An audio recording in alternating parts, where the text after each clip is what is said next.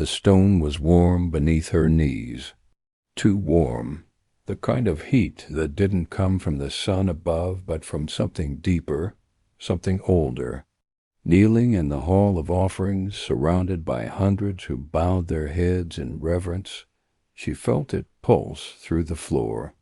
And when the high priest placed his hand above her forehead to bless her with the solar mark, the golden light didn't just appear, it screamed.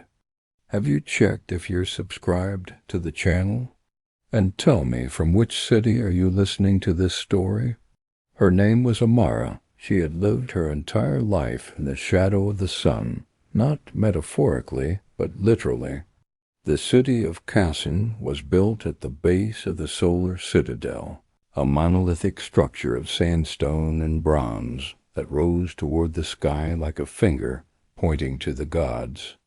Every morning the first light touched the citadel before anywhere else, turning its walls from pale gold to brilliant amber, making it look as if the building itself were made of captured sunlight, but also a reminder of the distance between the divine and the ordinary. The citadel was ancient beyond measure. Its foundations were said to have been laid by the first Sun King himself, guided by the paw of the solar lion. Over the centuries, generation after generation had added to it new wings, new towers, new halls, dedicated to the worship of the sun and the remembrance of those who had served it. Images of the feline totems prowled across the stone in eternal procession. The solar lion with his mane of flame, the night panther whose eyes held the wisdom of darkness, and the fire caracal whose ears caught the whispers of destiny before they became reality. The citadel dominated everything. It was the heart of Kassin, the center around which all life revolved. When you stood in the weaver's quarter and looked up, you couldn't escape its presence. It was always there, watching, waiting, a reminder of power and possibility, and the vast gulf between the two. It was one of the oldest parts of Kassin, built long before the current walls had been raised, long before the population had swelled with traders and pilgrims drawn to the citadel's light. The buildings here were low and clustered close together. Everywhere you looked, fabric hung from windows stretched between buildings, draped over wooden frames in the streets. Tapestries of every color imaginable rippled in the desert wind like the sails of ships on an invisible ocean. The weavers took pride in their work, and rightly so. Children played between the hanging tapestries, their laughter echoing off the close walls.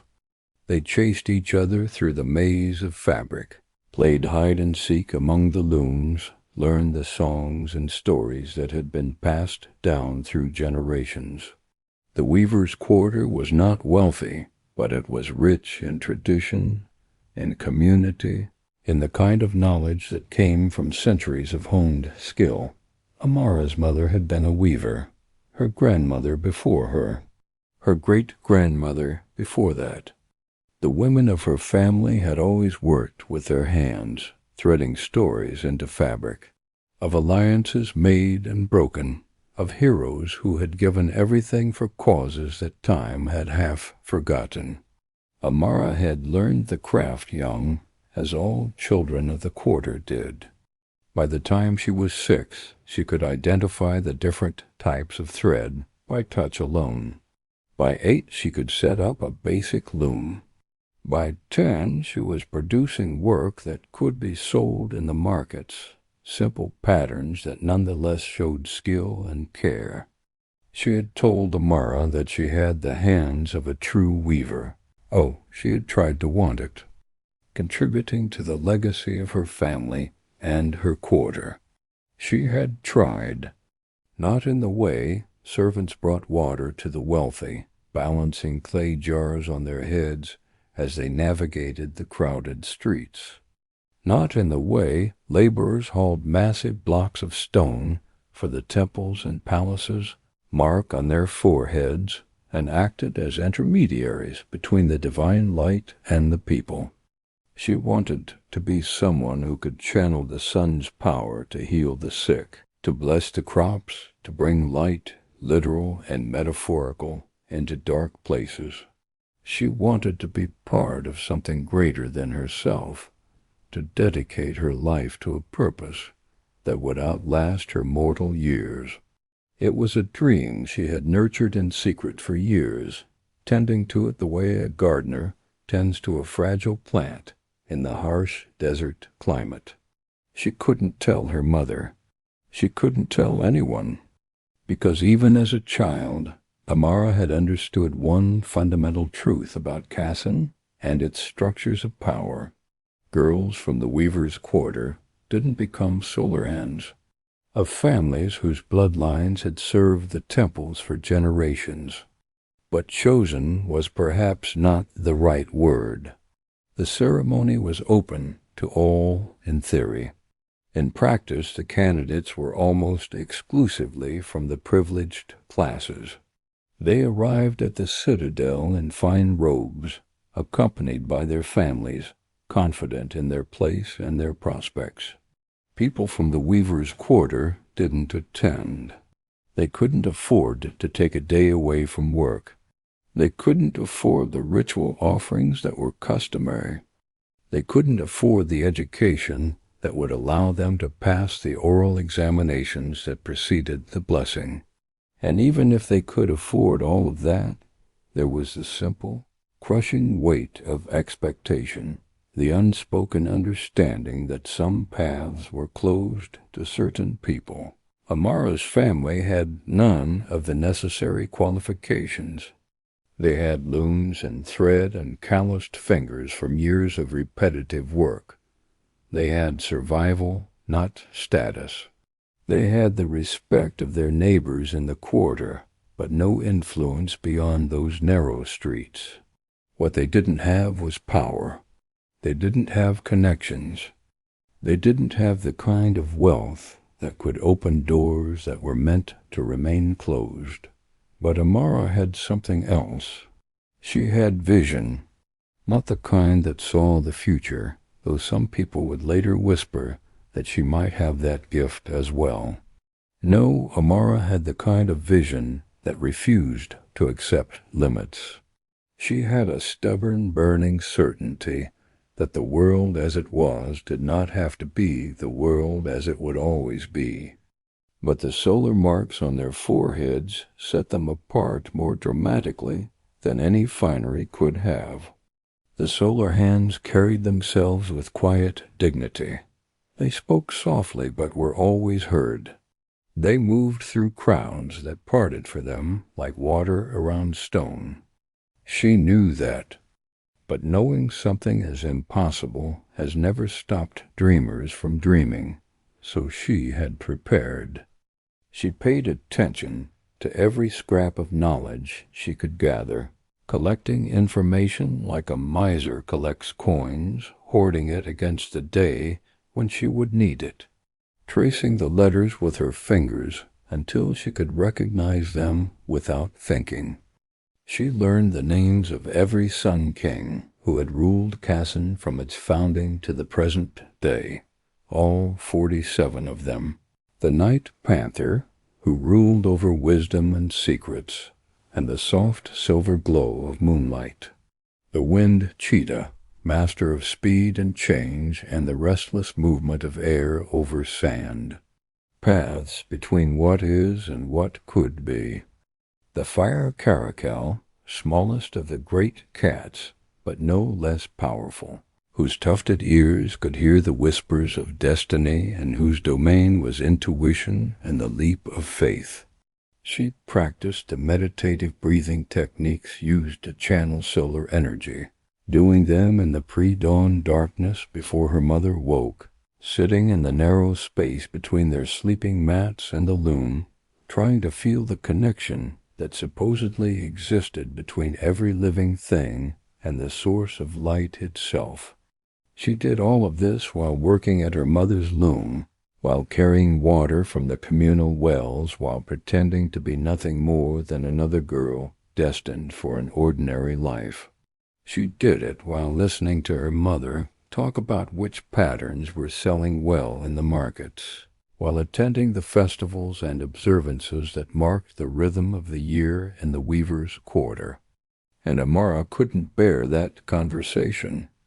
She couldn't bear to see the pity in her mother's eyes, or worse, the fear that her daughter was setting herself up for a devastation so complete that she might never recover from it.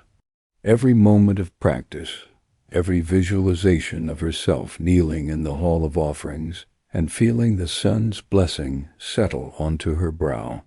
The years passed. Amara turned 15, then 16. The age when most girls of the weaver's quarter married, or at least were betrothed. A boy from 3 streets over who had his own loom and a sweet smile. Amara deflected these hints with practiced ease. She wasn't ready. She wanted to wait. She needed more time.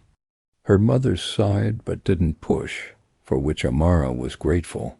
She knew she was worrying her mother, knew that her distraction and her secret practices were creating a distance between them. But she couldn't stop. She was so close. The day of offering was approaching.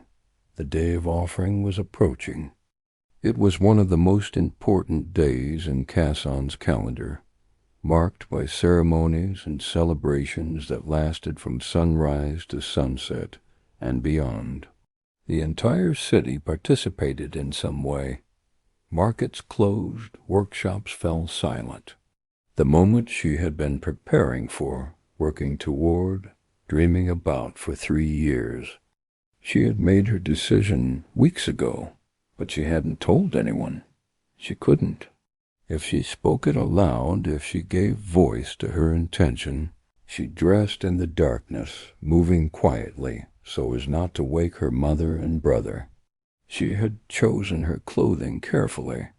She couldn't afford new robes, couldn't afford anything that might make her look like she belonged among the wealthy candidates. But she had taken one of her mother's older tunics, a simple garment the color of sand, and had washed and mended it until it was as presentable as she could make it. She tied her hair back with a strip of woven cloth, not decorative, just functional. She wanted to look neat, respectful, but not like she was trying to be something she wasn't. She slipped out of the house as the first hint of gray appeared on the eastern horizon. The streets of the weaver's quarter were still largely empty, though here and there she saw other early risers beginning their days. An old woman setting up her stall in the pre-dawn cool. A priest making his way toward one of the smaller temples for morning prayers. None of them paid her any attention. She was just another figure in the half-light, just another person going about their business in a city that never truly slept. Amara made her way through the winding streets, her feet knowing the path without conscious thought. She had walked these routes her entire life. She knew which streets flooded when the rare rains came. She knew which buildings housed the kindest neighbors and which ones you avoided after dark.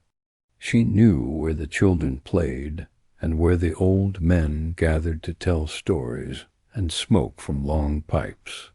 This was her home. These were her people. And she was leaving them, at least symbolically, by walking toward the citadel. She felt a pang of something that might have been guilt or grief or simply the ache of transition. She would no longer be Amara of the weaver's quarter. The air smelled different here. Less wool and spice, more incense and expensive perfumes. The people she passed were better dressed. Their robes were finer, their jewelry more elaborate. They moved with the casual confidence of people who had never worried about where their next meal would come from. Amara felt increasingly out of place, increasingly aware of her simple clothing and her lack of attendance. The other candidates she saw heading toward the citadel were accompanied by families. They traveled in small groups, chatting easily, laughing at private jokes. Amara walked alone. The gates of the solar citadel loomed ahead. Guards flanked the entrance, their ceremonial spears held at attention. They wore armor that gleamed in the growing light, helmets decorated with golden sun rays that caught and reflected the dawn. As Amara approached, she felt their eyes on her, assessing. Inside the citadel, the world transformed. The heat of the rising sun seemed to intensify here, as if the stones themselves generated warmth.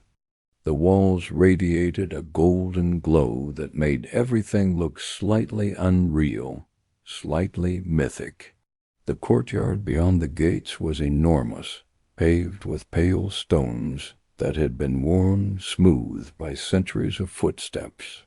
At its center stood a fountain where water, precious life-giving water, flowed continuously, a demonstration of the citadel's wealth and power.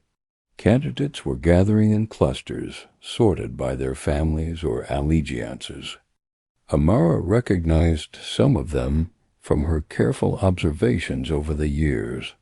The daughter of the master of trade, who would undoubtedly be chosen, didn't know but whose bearing suggested she had never doubted her worthiness for a moment. 70 people who believed or whose families believed that they might be chosen to serve the sun. Amara was 70th on the list, the last, the afterthought. No one spoke to her, which was somehow both a relief and a confirmation of her status. A bell rang, its tone deep and resonant, echoing off the walls of the citadel. The candidates fell silent, sending threads of fragrant smoke into the morning air. Behind them came the senior priests, fewer in number but more elaborately dressed. Their robes were golden, embroidered with symbols of the sun and the feline totems. He must have been 70 at least, possibly older. His hair was pure white, his skin deeply lined by age and the desert sun. He walked slowly, leaning on a staff carved from what looked like sun-baked acacia wood. Sekka's was so faded it looked less like a blessing and more like a scar, a mark that had burned so brightly for so long that it had exhausted itself, leaving only a ghost behind. He took his place at the head of the gathering and raised one hand for attention, though the courtyard was already silent. "Children of the sun," he said, his voice surprisingly strong for someone of his age. "You come hoping to be marked as chosen. This is a sacred undertaking. The sun sees all. The sun knows all. The sun gives its blessing only to those who are truly called to serve." He paused, letting the words sink in. "Some of you will be marked today, some will not. The sun needs solar hands, yes, but the world also needs weavers and merchants and scholars and warriors. Every role is necessary. Every life has purpose. Do not be discouraged if the mark does not appear. Be proud that you stood in this sacred place and offered yourself in service." It was a kind speech, Amara thought, designed to soften the disappointment that many would inevitably feel. Most of you are not special enough, not called enough, not blessed enough. Well, Amara intended to be one of the exceptions. The candidates were led into the hall of offerings in procession, moving in the order they had been counted. Amara, being last, had plenty of time to observe as they filed through the massive bronze doors and into the sacred space beyond. The hall of offerings was vast, even though the walls were lined with bronze mirrors that reflected sunlight in dizzying patterns. The floor was made of pale stone, worn smooth by centuries of footsteps and prayers. At the far end of the hall stood the altar of the first light, a slab of sun-bleached rock where, according to legend, the first Sun King had received his blessing directly from the solar lion himself. Their hair was oiled and braided.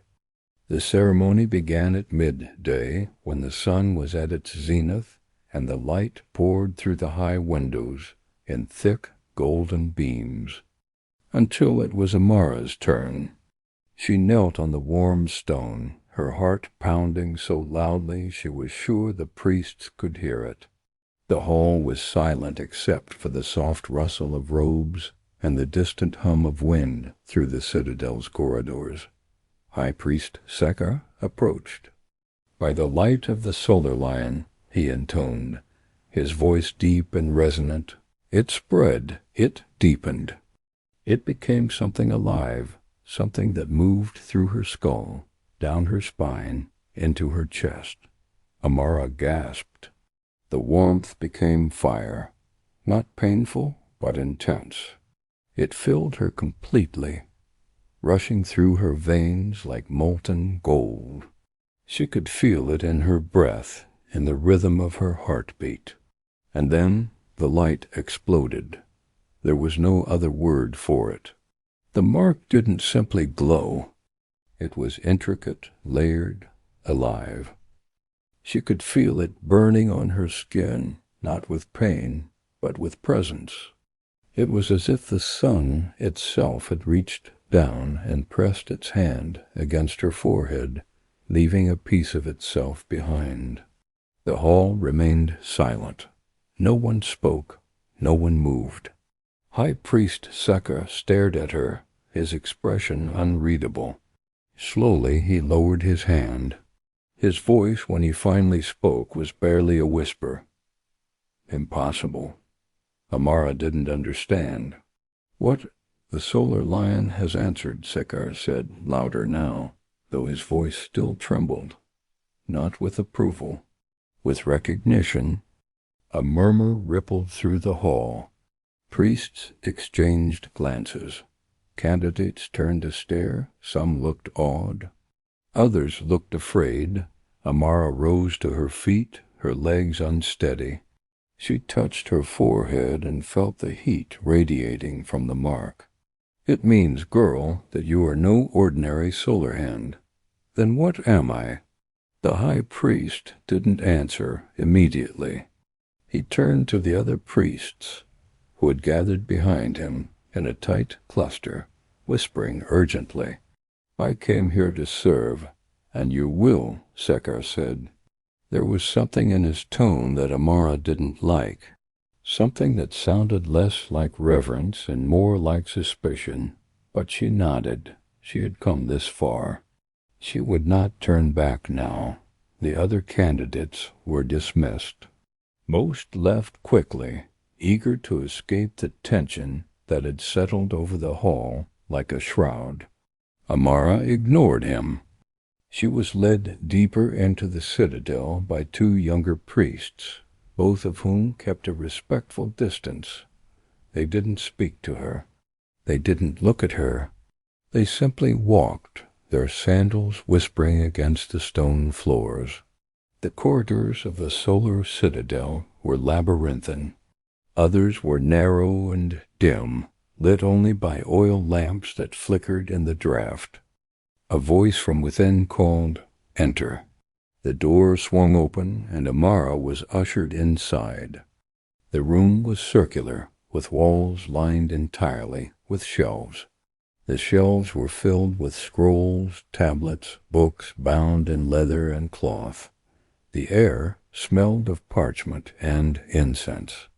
"Sit," she said, gesturing to a cushion across from her. Amara sat. The woman studied her in silence for a long moment. Then she smiled, a small, enigmatic smile. "My name is Lysara," she said. Do you know what that means?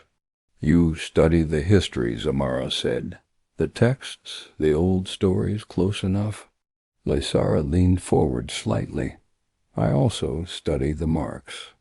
Its intensity, the circumstances of its appearance. I have studied thousands of them. She paused.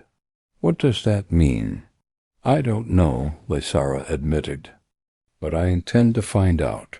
She stood and moved to one of the shelves, running her fingers along the spines of the books until she found what she was looking for. It contains accounts of the earliest solar hands, those who served directly under the first Sun King when the totems still walked among us. Amara leaned forward, peering at the pages. The text was written in an old dialect, difficult to read, but the illustrations were clear. But the totems are gone, Amara said. Everyone knows that. Are they? Or have they simply stopped choosing? The question hung in the air. Amara touched her forehead again. The mark was still warm. You think the solar lion chose me. I think something did. Lysara closed the book. And I think you're going to find out what it wants from you. Amara spent the next week in the citadel.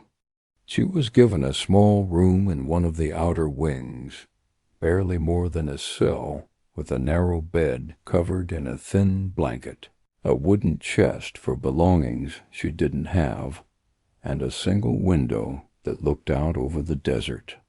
In the distance, she could make out the dark shapes of the rock formations they called the teeth of the sun, jagged spires that rose from the sand like the lower jaw of some massive sleeping beast.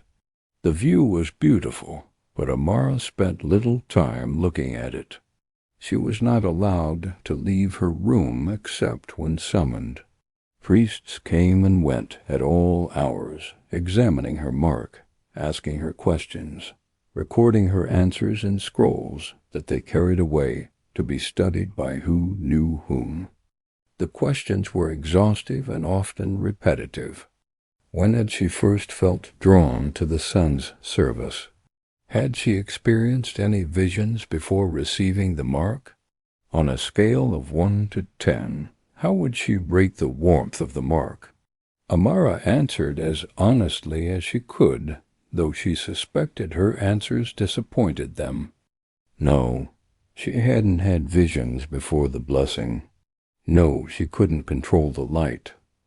No one in her family had ever been chosen. They asked their questions gently, thanked her for her patience, brought her food and fresh water.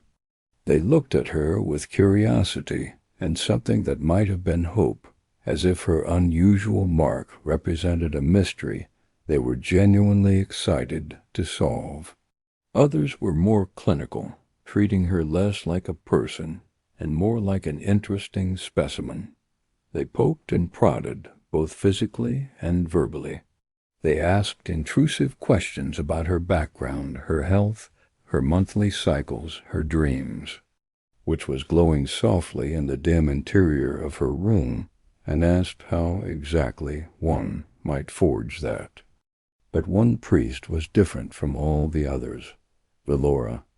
She appeared on the third day, standing in the doorway of Amara's room with her arms crossed over her chest. Her eyes were pale gray, the color of smoke, and they studied Amara with an intensity that was almost physical. Her solar mark was clearly visible on her forehead, a perfect circle surrounded by precisely rendered rays. It glowed with steady, unremarkable light, the mark of someone who had been chosen, yes, but chosen in the ordinary way. Nothing spectacular, nothing unusual, nothing like Amara's mark with its layered patterns and the shadow of the lion at its center. So, Valora said, not bothering with any form of greeting, you're the girl causing all this commotion. Amara stood from where she'd been sitting on the bed. Some instinct told her that showing deference to this woman would be interpreted as weakness. so she met Valora's gaze directly. "I didn't intend to cause commotion. I came to serve." "How noble," Valora said, her tone making it clear she found nothing noble about it at all. "A girl from the slums decides she's been chosen by the sun itself. How very convenient." "I'm from the Weaver's Quarter," Amara corrected, keeping her voice level despite the anger that sparked in her chest. "And I didn't decide anything." The mark appeared. "So you say." So everyone who was in the Hall of Offerings witnessed. Valora was silent for a moment, her pale eyes never leaving Amara's face. Then she stepped fully into the room, and Amara became aware of just how small the space was, how close this woman now stood. "I have served the sun for 32 years, 32 years of prayer and study and sacrifice. I have earned this mark on my forehead through dedication and faith and absolute adherence to the sacred traditions. I am a senior member of this priesthood, respected by my peers and feared by those who would dare to question our divine mandate. And yet here you stand. Is that my fault?" Amara asked. "That depends." "On what?" "On whether you're a genuine miracle or a very clever fraud." Valora straightened, putting a bit more space between them. "I'm neither," Amara said. "Called," Valora repeated, and there was something ugly in her tone. "How very certain you sound. How untroubled by doubt. Most people who receive the blessing spend weeks questioning whether they're worthy, whether they imagine the whole thing, whether they'll be able to live up to the responsibility. But not you. You seem remarkably confident for someone from a family of weavers." There it was, the real issue. "My family has nothing to do with this," Amara said. "Doesn't it?" Valora moved toward the window, looking out at the desert view. "The sun has always chosen from among those who were prepared for the honor, people of education, of breeding, of spiritual cultivation that spans generations. It's not snobbery, girl. It's simply how divine things work. The vessels must be properly made to hold sacred wine. Maybe the sun doesn't see it that way." Valora turned sharply. "And you presume to know what the sun sees? You've been marked for 3 days, and already you claim to understand divine perspective? I don't understand why my mark looks different, or what it means, or why I was chosen when so many others have more training, more preparation, more of everything than I do. And I'm trying to figure out what comes next." For a long moment, Valora said nothing. She simply stood there, silhouetted against the bright window, her expression unreadable. "What? Oh, it might take months. It might take a year. You'll make a mistake. You'll falter. A novelty." Part of her wanted to cry. Part of her wanted to prove Valora wrong so completely, so undeniably, that the woman would have no choice but to acknowledge that she'd been mistaken. What if Amara was just a girl with a strange mark? What if the blessing had been some sort of cosmic accident, a divine hiccup that would eventually be corrected? What if she really wasn't prepared for this, wasn't equal to it, wasn't remotely qualified to carry the responsibility that had been thrust upon her? She sat back down on the narrow bed and stared at her hands. The blessing hadn't changed that. It hadn't transformed her into someone else. She was still Amara from the Weaver's Quarter, still a girl who didn't belong in this world of priests and power. The sense that she was, for just a moment, connected to something infinite. The sound of the lion's roar that only she had heard, resonating through her bones and blood, that had been real. She didn't understand it. She couldn't explain it, but it had been real. And if the sun had chosen her, really, truly chosen her, then there must be a reason. There must be a purpose. She just had to figure out what it was. "Come with me," she said. "Where?" "The Hall of Ancestors. There's something you need to see." Amara followed without question. At the end of the hall was a door, not wood or bronze, but solid stone, carved with the image of the solar lion in full roar. Lysara placed her hand on the door, and it swung open silently. The room was lit not by lamps or mirrors, but by the walls themselves. They glowed with a faint golden light, as if the stone had absorbed centuries of sunlight and now radiated it back. At the center of the chamber stood a pedestal, and on the pedestal rested a single object, a circlet.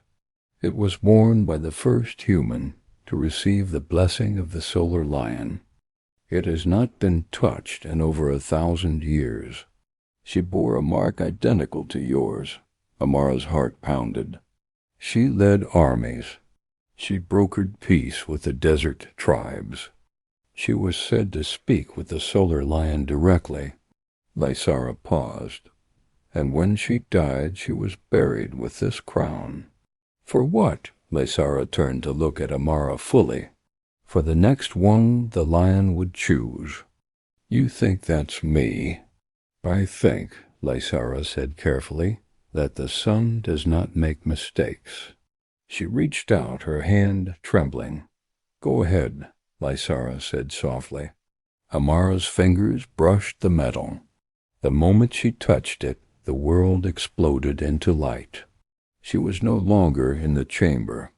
She stood in a desert under a sky so bright it hurt to look at directly.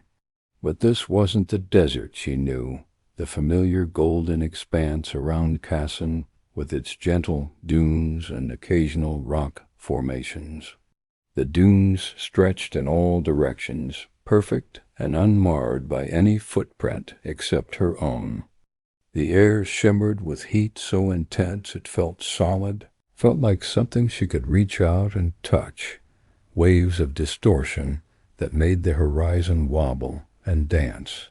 There was no sound, no wind, no distant cry of birds or skittering of insects.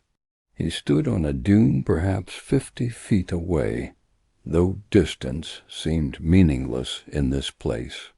He could have been miles away or inches from her face. She thought she knew what to expect. She had been wrong.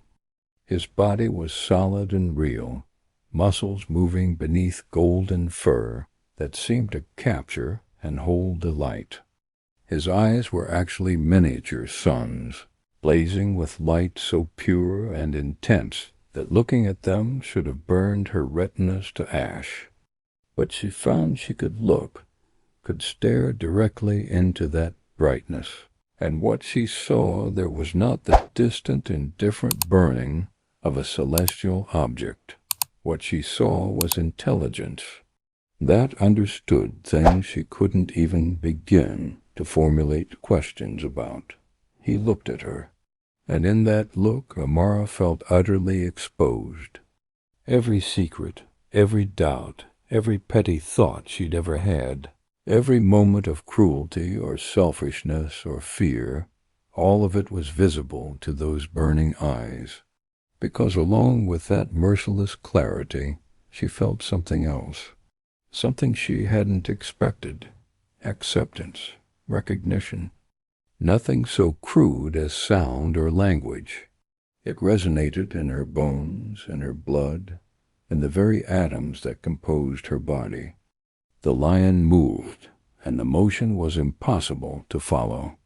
One moment he was on the distant dune. The next he was closer, though she hadn't seen him move. Space folded somehow, rearranged itself around his presence, and each word felt like a revelation she should have known all along, but had somehow forgotten. You carry my light because you were always meant to. The ceremony in that stone hall, that was not when I chose you. Close enough that she had to tilt her head back to meet those burning eyes. The temples serve the sun, he said, and there was something like sadness in the words, something like disappointment. And the temples have forgotten. Forgotten what? Their purpose. When the first humans came to this desert, the lion said, they were dying. The land was harsh and unforgiving. Water was scarce. Food was scarcer. They prayed to anything that might listen, and I answered, not because they were special, not because they deserved it, but because I am the sun, and the sun gives light to all equally. I walked among them. They built the first temples not as monuments to power, but as gathering places, places where knowledge was shared, where the sick were healed, where disputes were mediated, where anyone, regardless of birth or wealth, could come seeking guidance. But something changed, Amara said softly. Something always changes. Generations passed. The first humans who knew me died. Their children died, their children's children. The memory of why we had walked among them faded. The temples grew larger, more elaborate. The priests became powerful, and power. And worse than Velora, the lion's eyes blazed brighter for a moment. The temples began to hoard the light. They began to say that only those born to certain families could carry my blessing. They began to charge fees for services that were meant to be gift. They began to turn away the desperate and the poor, the very people who needed light the most. They took what was meant to flow like water, and they dammed it up, controlled it, parceled it out in measured doses to maintain their own authority. Amara felt anger rising in her chest, hot and fierce. I am the sun. I am light and heat and growth. I am not a warrior. I do not enforce my will upon the world. All I can do is give. That is why you are marked, Amara of the Weaver's Quarter, not because you are perfect, not because you are without flaw or doubt. What? Amara whispered, almost afraid to hear the answer. That light is meant to be shared. The words hung in the air between them, heavy with meaning. You will walk where I cannot walk, the lion continued. You will speak where I am silent. You will remind them, all of them, that the sun does not belong to those who hoard it in stone halls. It belongs to the farmer in the field, to the mother nursing her sick child, to the traveler lost in the desert, to the weaver and the merchant and the beggar and the king. It belongs to all, or it belongs to none. How? Amara asked, and her voice cracked slightly. How am I supposed to do that? I'm just one person. They'll fight me. People like Velora will do everything they can to discredit me, to stop me. They will try, the lion acknowledged, and you will struggle. You will doubt. You will make mistakes. You will wonder if you're equal to this task. He paused. You are not equal to it. No one is. The task is too great, the burden too heavy. You will fail in 1,000 small ways. The lion's voice softened slightly, took on an almost gentle quality. Not always visible, not always obvious, but present, in the warmth of the mark on your forehead, in the light that flows through you when you serve others, and the quiet certainty you feel when you know you are doing what is right, even when everyone around you says you are wrong. Amara felt tears prickling at the corners of her eyes. What if I'm not strong enough? Then you will become strong enough, or you will find others to help bear the load. Not from me, You must walk the path yourself. You must discover what your light can do and what it cannot do. You must learn when to speak and when to listen, when to act and when to wait. I can give you direction. I cannot give you a map. That's not very helpful, Amara muttered. The lion's laugh, if it could be called a laugh, was like the rumble of distant thunder, but it is honest. And honesty is what you will need most in the days ahead. He turned to face her fully one last time. You asked what you should do. Here is my answer. Be what they fear. Be chosen. Be marked. Be undeniable. Walk among the people the temples have forgotten, and remind them that they are not forgotten by me. Heal when you can. Teach when you must. Listen always. And when the priests come to silence you, and they will come, stand firm and let them see that the light cannot be arrested or controlled or locked away in stone vaults. The sound was the crack of thunder splitting the sky. It was the rush of wildfire consuming a forest in seconds. It was the collapse of mountains grinding themselves to dust. It was the birth of stars and the death of empires and the scream of reality itself being torn and rewoven. It was everything. It tore through Amara, around her, into her. She felt her body, or whatever she had in this place that passed for a body, come apart and reform, atoms scattering and reassembling in new configurations. And then she was back. She was on her knees in the chamber, gasping for breath. Her forehead burned. The crown lay on the floor beside her, glowing faintly. Lysara was kneeling beside her, her face pale. What happened? You touched it and collapsed. I saw him, Amara whispered. The solar lion. He spoke to me. Lysara's eyes widened. Amara looked up at her, and for the first time since receiving the mark, she felt the weight of what it meant. He said that temples have forgotten, and I'm here to remind them. News of what happened in the Hall of Ancestors spread through the citadel like fire across dry grass. Some priests called it a miracle. Others called it heresy. Standing in the center of the grand chamber, while 12 senior priests sat in a semicircle around her, Lysara stood at the back of the room, her expression unreadable. Sekar spoke first. Amara of the Weaver's Quarter. You claim to have been spoken to by the solar lion himself. I don't claim it, Amara said. It happened. And what did this vision tell you? Amara met her gaze steadily. That the light doesn't belong to you. It belongs to everyone. And you've forgotten that, the chamber erupted. Priests shouted over one another. Some called for Amara to be expelled. Others demanded more investigation, and the entire chamber filled with golden light.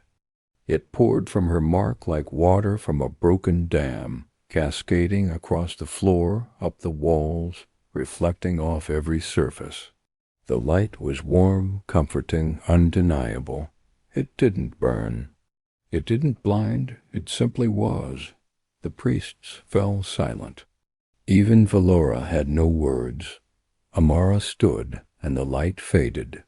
Her mark dimmed to its usual glow. She looked at Sekar. The lion chose me, she said, not because I'm special, but because I believe.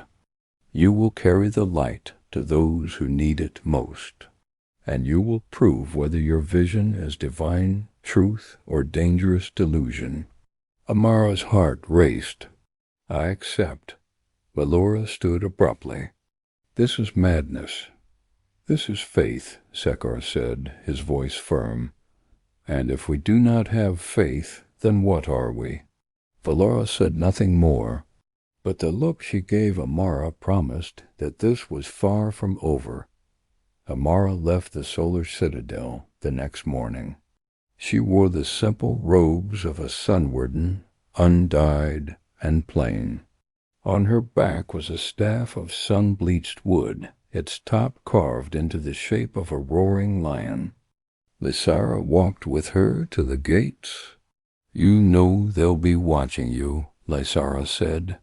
"Sekar gave you freedom, but Valora will do everything she can to see you fail." "I'm doing it because it's right," Lysara smiled. "You remind me of Sheree. Did you know her?" "No one alive did, but I've read her words. She once wrote, 'The sun rises for the beggar and the king alike. Let no hand close the sky.'" Amara repeated the words softly. "Let no hand close the sky. Go," Lysara said, "and when you return, bring us stories that prove the light is still alive." And Amara intended to bring it. Her first journey took her south, toward the settlement of Red Wells, a collection of homes and tents built around a cluster of natural springs. But her mark still glowed, faint but steady, a beacon against the harsh landscape.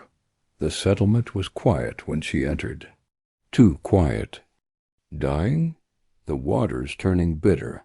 We've lost 2 already." The water was dark, cloudy. It smelled faintly of rot. "How long has this been happening?" 2 weeks. We sent word to the citadel, but they told us to pray and wait." Amara knelt beside the well. She closed her eyes and pressed her hand flat against the stone rim of the well. She didn't know what she was doing. She had no training in healing or purification. All she had was faith, and the mark on her forehead began to glow. The light spread down her arm, into her hand, into the stone. It seeped into the water like sunlight through clouds. The dark, cloudy water began to shimmer. Slowly the murk cleared. The rot smell faded. The water turned pure. The people gasped. Amara opened her eyes, breathing hard. The mark on her forehead dimmed. She stood, her legs shaking. "It's clean," someone whispered. "She healed it," another said, louder. And she was going to prove it. Over the following months, Amara traveled across the desert. She visited settlements, caravans, and nomadic tribes. She healed wells, blessed harvests, mediated disputes. Everywhere she went, her mark glowed brighter, and people began to speak of the sun warden who carried the lion's blessing. But not all welcomed her. In the trading post of Dune's Edge, merchants accused her of using tricks and illusions, stories that reached all the way back to the Solar Citadel. High Priest Sekar heard the reports with a mixture of pride and concern. "She's undermining us," Valora said one evening, pacing in Sekar's chambers. "Every blessing she gives without our approval as a message that the temples are unnecessary. Or," Sekar said calmly, "it's a message that the temples have grown too distant." Valora stopped pacing. "You can't be serious." "I am." "When was the last time you left the Citadel, Valora? When was the last time you spoke with someone who wasn't a priest or a noble?" "That's not my role. Perhaps it should be." Valora said nothing more, but as she left, her mind was already working. Amara was in the settlement of Horizon's Edge when the attack came. It was a small place, barely a dozen homes clustered around a single well. She had been there for 2 days, helping a family whose child had fallen ill with desert fever. They carried staves and torches. At their head stood a figure in robes of deep crimson. "Valora, you defy the priesthood?" "I serve the sun," Amara said. "Not the priesthood." Valora raised her hand and the robed figures began to advance. Amara didn't move. She closed her eyes. and she called to the lion. The mark on her forehead blazed. Golden light erupted from her, pouring out in waves that swept across the sand. The robed figures stopped, shielding their eyes. The torches they carried flickered and went out, and from the light a shape began to form. It was massive, impossibly large, made entirely of golden fire and radiant heat. The solar lion. He stood behind Amara, his mane roaring with flame, his eyes burning with divine fury. He did not speak. He did not speak. He did not need to. The robed figures dropped their staves and fled. "You forget yourself, priestess." The voice was not sound. It was presence. It was weight. It was judgment. Velora fell to her knees, trembling. The lion turned his gaze to Amara. "Go. There is more work to be done." And then he was gone. The light faded. Amara stood alone, breathing hard. It's just beginning. The confrontation at Horizon's edge changed everything. Word spread faster than wildfire through dry brush. But no one could deny what hundreds had witnessed. The solar lion had appeared, and he had chosen Amara. In the weeks that followed, Amara found her journey both easier and more complicated. Settlements that had once been wary now opened their gates before she even arrived. They wanted her to be more than human, and Amara wasn't sure she could give them that. "I know." Lysara pulled her cloak tighter against the cool night air. "But I thought you should know what's happening back at the Citadel." Amara's stomach tightened. "Velora's been rallying support, claiming you're destabilizing the entire order." "I'm not trying to destabilize anything," Amara said. "I'm just helping people." "I know that. Others want you to come back, to work within the system, to help reform it from the inside." Amara was quiet for a long moment. "And what do you think I should do?" Lysara smiled faintly. "I think you should keep doing exactly what you're doing. The world doesn't change because people ask permission. It changes because someone has the courage to act. Even if it costs me everything, even then." Lysara stood. "I brought you something." She reached into her pack and pulled out a bundle wrapped in cloth.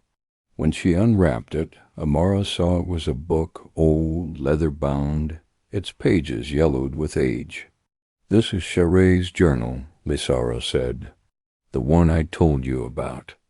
I thought you should have it." Amara took it carefully, reverently. "Thank you," Lysara nodded. "Be safe, Amara, and remember, you're not alone in this." She disappeared into the darkness as quietly as she had arrived.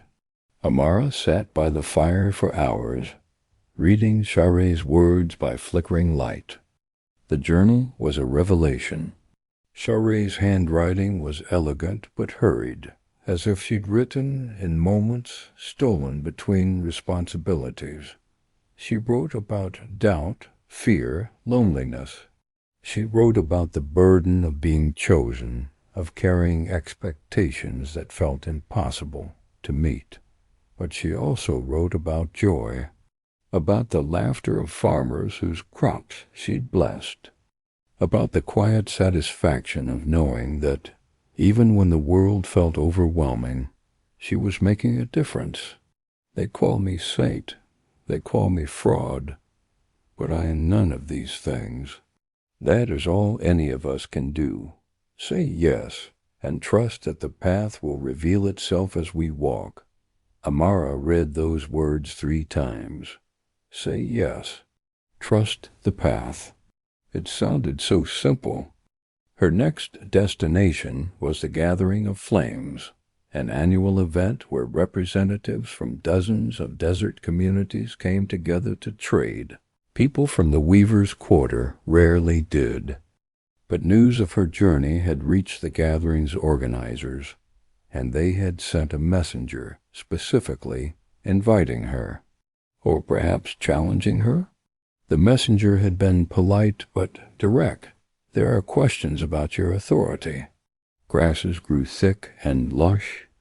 People stared, whispered. Some approached her with reverence. Others kept their distance, suspicious. She was directed to the council pavilion, a large, open-sided tent where the leaders of various communities gathered to discuss matters of importance. When she entered, she found 30 people seated in a circle. Elders, merchants, caravan leaders, a few priests from smaller temples. All of them turned to look at her. At the head of the circle sat a woman Amara didn't recognize. She was middle-aged, with sun-darkened skin and gray-streaked hair tied back in intricate braids.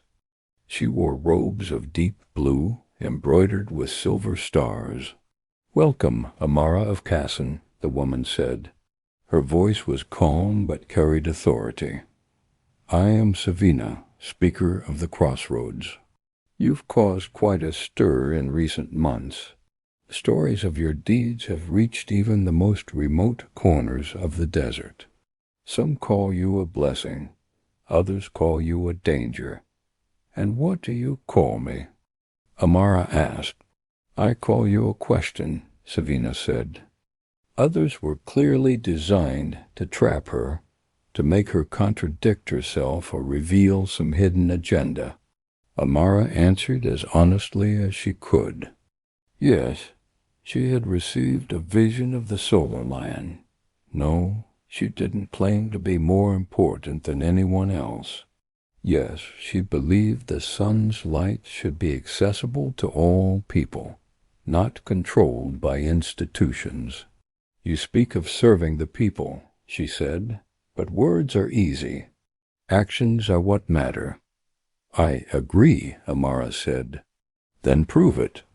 Savina gestured to a young man sitting at the edge of the circle. He was thin, pale, with dark circles under his eyes. "This is Malik. His sister is dying. The fever has taken her, and none of our healers have been able to help. If you truly carry the lion's blessing, heal her." Amara's heart sank. She had healed before water, crops, minor illnesses, but those had happened instinctively, driven by need and faith. She didn't know if she could simply command it, but she couldn't refuse. "Take me to her," Amara said. Malik's sister lay in a small tent at the edge of the oasis. A woman, their mother, Amara guessed, sat beside her, wiping her forehead with a damp cloth. Amara knelt beside the girl. She placed her hand on Zara's forehead and felt the heat radiating from her skin. The fever was like a wildfire, consuming her from the inside out. Amara closed her eyes. She didn't know what to do. The light didn't pour out in dramatic waves. It didn't fill the tent with brilliance.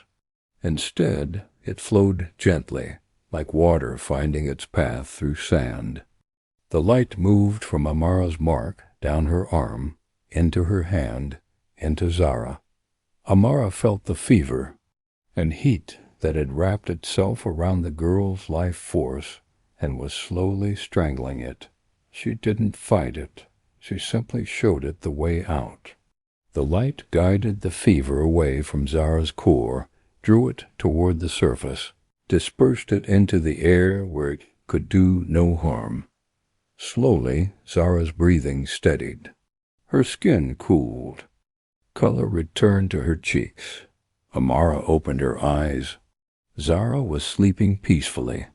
The mother was crying, clutching Amara's hand. "Thank you, thank you, thank you." Amara pulled her hand away gently. "She'll need rest and water, but she'll recover." She stood and walked out of the tent before anyone could say anything more. Word of Zara's healing spread through the gathering instantly. By the time Amara returned to the council pavilion, the crowd had doubled. Only exhaustion. That night she sat alone by the oasis, staring at the reflection of the stars on the water. A shadow fell across her. She looked up to find Malik standing there, holding 2 cups of tea. "May I?" he asked. Amara nodded. He sat beside her and handed her one of the cups. They drank in comfortable silence for a while. "You saved my sister's life," Malik finally said. "The lion saved her," Amara replied. "I was just the hands he used." Still, Malik looked at her. "I want to help you. Help me with whatever you're doing. This journey of yours. I want to be part of it." Amara studied him. He was young, maybe her age, maybe slightly older, but there was sincerity in his eyes. "It's not an easy path," she warned. "I don't care," Malik said. "You gave me back my sister. Let me give you my service. But I can't promise comfort, or safety, or even certainty." Malik smiled. "I didn't expect you to." Over the following months, others joined them. A healer named Rasha, who had studied under temple physicians but grown disillusioned with their refusal to treat the poor. A former soldier named Davin, who had left the Sun King's army after seeing too much corruption. A young woman named Kira, who claimed she'd seen Amara in a dream and knew she was meant to follow her. They became a company, not an army, not an organization, just a group of people who believed that light should be shared, not hoarded. A reminder that she wasn't alone, but the peace couldn't last. Valora had not been idle.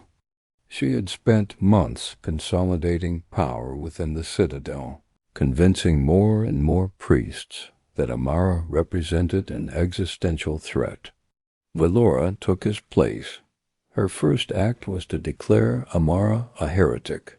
Her second was to send hunters after her. They came in the night. Amara's company was camped in the ruins of an old temple when the arrows began to fly. Davin shouted a warning, and everyone scrambled for cover. There were 12 of them, trained warriors in the colors of the solar citadel. "Surrender, heretic," one of them called. "By order of High Priestess Valora, you are under arrest." Amara stood slowly, her hands raised. "I am no heretic. That's not for you to decide." The warriors advanced, and Amara's mark blazed. She didn't summon the lion this time. She didn't need to. The light that poured from her wasn't violent. It didn't harm. It filled the ruins, brighter than day, hotter than the sun at noon. The warriors stopped, shielding their eyes, unable to advance. "Leave," Amara said, her voice echoing with power that wasn't entirely her own. "Tell Valora that the sun does not bow to politics.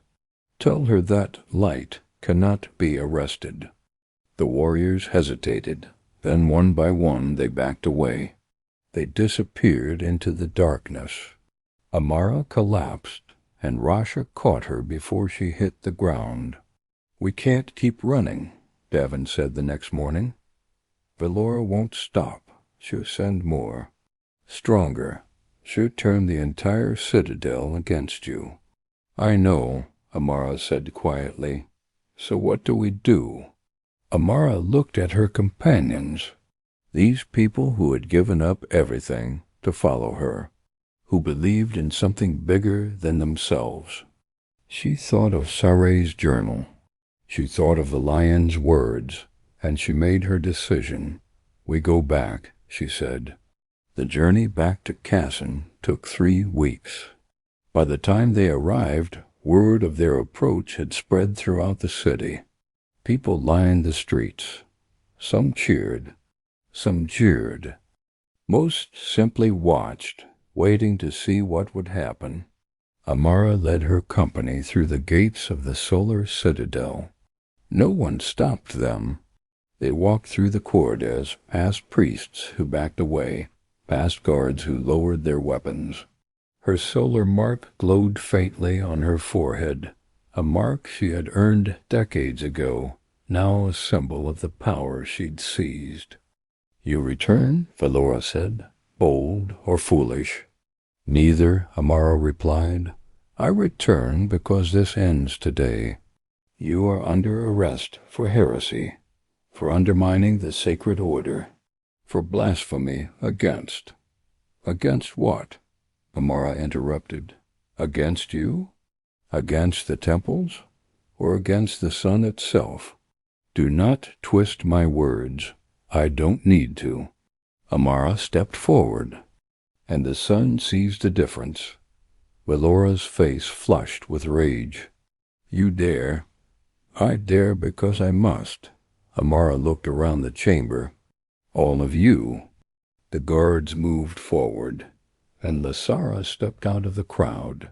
"No," she said. Valora spun. "What did you say?" "I said no." Lysara moved to stand beside Amara.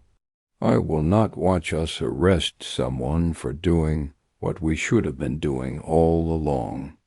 Another priest stepped forward, then another, then a dozen. "This is mutiny, this is faith," Lysara said, "and you've forgotten what that means." What happened next would be debated for generations. Valora fell to her knees, her mark fading to nothing. The priests who had supported her backed away. Priests were sent into communities, not to command but to serve. The Sunwarden Order was officially established, with Amara as its founder. It wasn't perfect. There was resistance. There were setbacks. There were people who clung to the old ways because change is always frightening. But slowly, steadily, things improved. Years later, an old woman sat by the crossroads oasis, watching the sunset paint the desert gold. Her hair was gray now, her face lined with age. The mark on her forehead had faded to a faint scar, but her eyes still carried light. A young girl approached, one of the new Sunwardens, barely old enough to have received her mark. "Keeper Amara," the girl said shyly. "May I ask you something?" "Of course." "How did you know? How did you know you were doing the right thing?" Amara smiled. "I didn't, not always. But I trusted that the path would reveal itself as I walked, and did it every single day." Amara looked at the girl. "The lion doesn't ask us to be perfect. He asks us to be willing. That's all. Just willing to say yes and see where the light leads." The girl nodded, her young face serious. Then she smiled, bowed respectfully, and walked away, ready to begin her own journey. Amara watched her go, and in that moment she felt the warmth she'd felt that very first day in the Hall of Offerings. He simply waited for people brave enough to carry his light into the world, and there would always be someone willing to say yes. So what did you think of this journey? Amara proved that the sun's power doesn't belong to the temples, but to the people. Was it Amara's courage, the manifestation of the solar lion, the final confrontation at the Citadel? And don't forget to subscribe to the Solaris Legends channel to follow new adventures in this universe of desert, light, and destiny. With each episode, new legends emerge from the sands. Until the next story, Desert Traveler.